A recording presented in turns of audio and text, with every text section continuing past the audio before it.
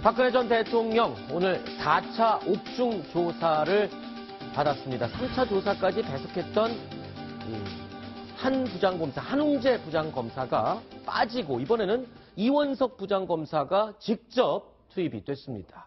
자, 이원석 부장판사가 투입이 됐다라는 점, 이 부분에 좀 의미가 있죠? 예, 그렇습니다. 이제 한웅재 부장검사와 이원석 부장검사가 그동안의 수사 과정에서 역할이 좀 나눠져 있었습니다. 그렇죠. 한 부장검사 같은 경우는 주로 직권남용이라든가 공사 기밀 누설과 관련해서 네. 주로 담당을 했었고, 네. 오늘부터 조사에 들어간 이원석 부장검사가 이미 1기 검찰특별수사본부 때부터 특별수사본부에서 최순실과 관련된 삼성과의 사이를 집중적으로 조사를 해왔습니다. 그러니까 1기 검찰특별수사본부 같은 경우도 뇌물에 관해서 안 들어봤던 건 아니거든요. 네. 들어보다가 특검에게 인계를 했던 거고, 다시 특검에서 상당 부분 뇌물죄를 적용을 해서 수사를 한 것을 이어받아서 네. 최순실 관련해서 대기업 뇌물 부분을 특수 일부에서 담당을 하고 있고, 네. 또 얼마 전 신동빈 롯데그룹 회장도 특수 일부에서 수사를 했었습니다. 네. 그런 부분을 총괄 지휘를 해서 가장 그 내용을 잘 알고 있기 때문에 이원석 네. 부장검사가 들어갔고요. 네. 오늘 이제 네 번째 조사인데 아마 수요일이나 금요일까지도 어쩌면 조사가 이어질 수 있는 걸로 봐서 5번째까지요. 상당히 어떻게 보면은 뇌물죄 부분에 대해서 검찰이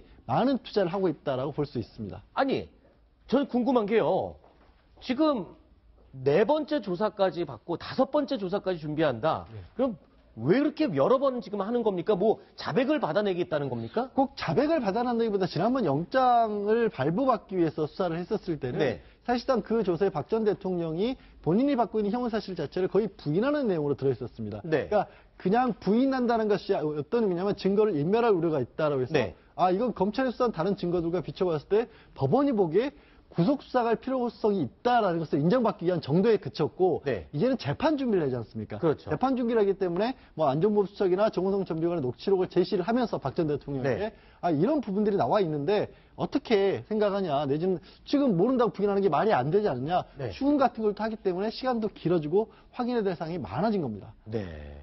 지금 자백까지는 아니고 재판 준비기 때문에 길어진다고 그랬는데 언뜻 궁금한 건 아니 무슨 저렇게 여러 번 계속 또 조사를 하는 걸 보면 차고 넘치는 증거가 있었다고 했던 검찰의 입장이 과연 맞긴 맞는 건가 궁금한 생각이 들더라고요. 차고 넘치는 물적 객관적 증거를 네. 제시를 하면서 이런 증거가 있는데 그에 대해서 어떻게 해명을 할 수 아하. 있느냐, 이런 부분의 과정을 거쳐서 어차피 그런 것들이 그냥 검찰이 법정에서 법원에 내면 판사 앞에서 판사가 또 물어볼 거 아닙니까? 네. 이거 어떻게 생각하냐, 그런 과정을 생략하기 위해서 이제 재판에서는 의심할 여지가 없을 만큼 증명이 돼야 되거든요. 그런 과정을 거치고 있는 겁니다. 네. 그런데 또 궁금한 게 있습니다. 지금 검찰의 기소를 코앞에 둔 이 시기에 박근혜 전 대통령의 변호인단이 집단으로 딱 2명만 남고 다 해임이 됐습니다. 이게 해임이 된 건지 아니면 스스로들 관둔 건지 그게 궁금하거든요. 일전의 보도에 의하면 또 변호사 수임료를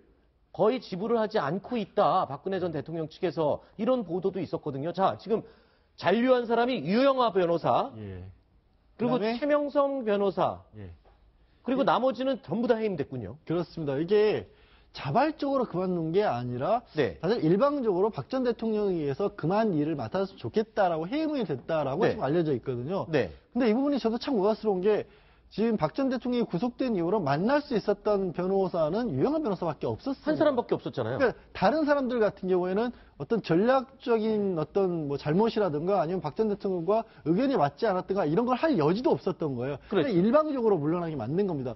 이 얘기를 봤었을 때는 박 전 대통령이 구속까지 돼 있는 상황이지만 지금까지 고소화했던 모른다, 아니다 라는 그런 일괄적으로 부인하는 전략, 이거를 그냥 쭉 밀고 나갈 것으로 보이고, 다른 변호사들이 아마 어쩌면 이것만으로는 부족하다, 사실 일부 너무나 명확한 증거 나온 것들은 좀 인정하고 하자, 이런 부분조차도 안 받아들일 그럴 생각이 아닌가. 그거에 유일하게 코드가 맞춰주는 사람이 유 변호사밖에 없는 게 아닌가 하는 생각도 합니다. 그러니까 이 변호사들을 고용한, 말하자면 의뢰인으로 지금 받아들인 이 사람들과의 얘기도 입장이 조금 다른 경우는 지금 다 해임이 됐고, 유영하 변호사만 끝까지 최명성 변호사와 둘이 남은 상태인 것 같다. 자, 한 종편 보도에 의하면요, 이 변호사 수임료를 전혀 지불하지 못했다라는 보도가 이달 초에 나왔었는데, 자, 이렇게 되면 그냥 해임되면은 수임료를 못 받고 그냥 가도 되는 겁니까? 아니면 수임료는 받게 되는 겁니까? 수임료, 변호사 수임료라고 하는 게 네. 무슨 이렇게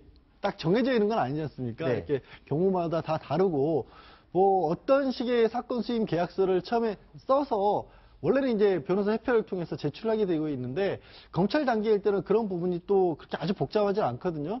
실제로 만약에 수임 계약서 내에 뭐 작성해 놓은 것만큼 지급을 안 해주셨다면 네. 원칙적으로야 박 전 대통령에게 뭐 청구를 할 수도 있고 민사소송으로 강제 집행을 할 수도 있지만 현실적으로는 그런 것들이 거의 어려운 얘기라서 그래서 얼마만큼이나 있는지는 잘 모르겠습니다. 근데 저런 얘기들이 글쎄요, 진짜 그렇게 저는 사실 신뢰가 가지 않습니다. 아, 그렇군요. 알겠습니다. 일단 검찰의 5번째 박근혜 전 대통령에 대한 옥중 조사 결과를 지켜보고 또 이와 관련된 소식 저희가 또 자세히 보도를 해드리겠습니다.